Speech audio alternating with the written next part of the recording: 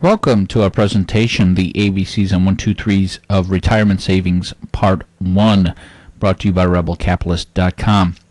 Now, the topic of retirement savings can be overwhelming, not because it's difficult to understand, but because there are a lot of details and a lot of information.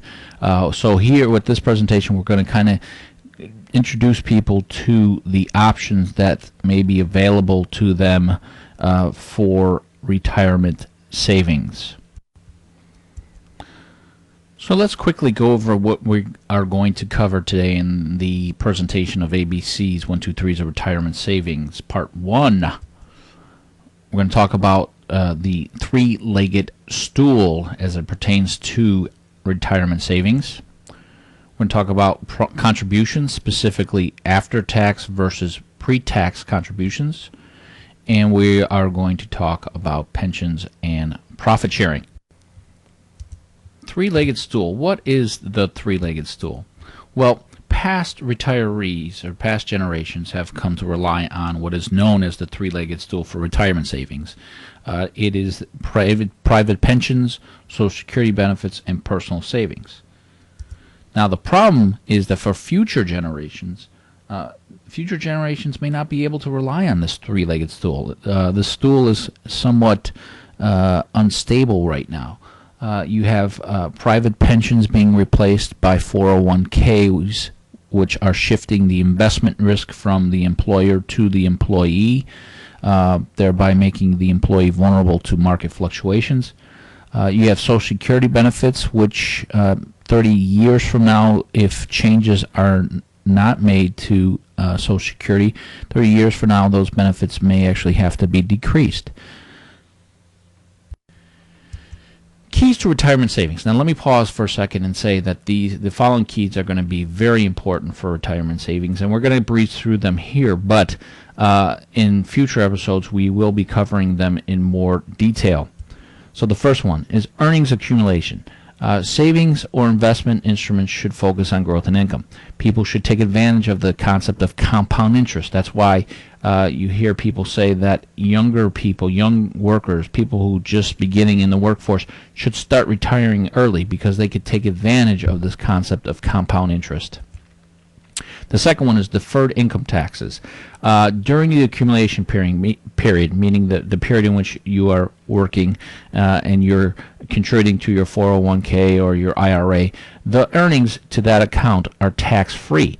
But when you retire and you start drawing money out of these accounts, the 401ks or the IRAs, that money will be taxed at your current income tax rate.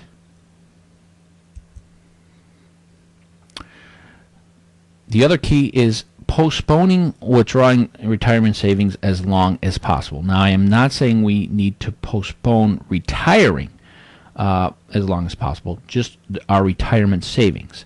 And we do that through retirement planning. Because the important thing is that we do not want to outlive our savings. And unfortunately, for many Americans, that is what's happening today.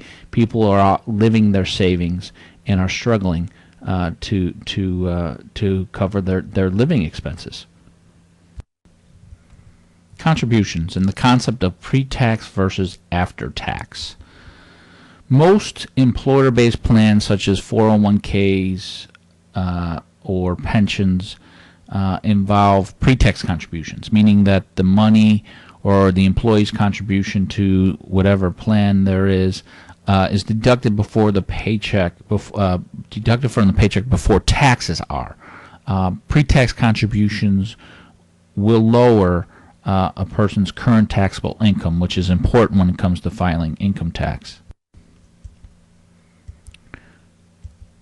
After-tax contributions are made by the person, and they are made with what are called net wage earnings, which means that the contribution is made with money that is available after taxes have been deducted from the paycheck.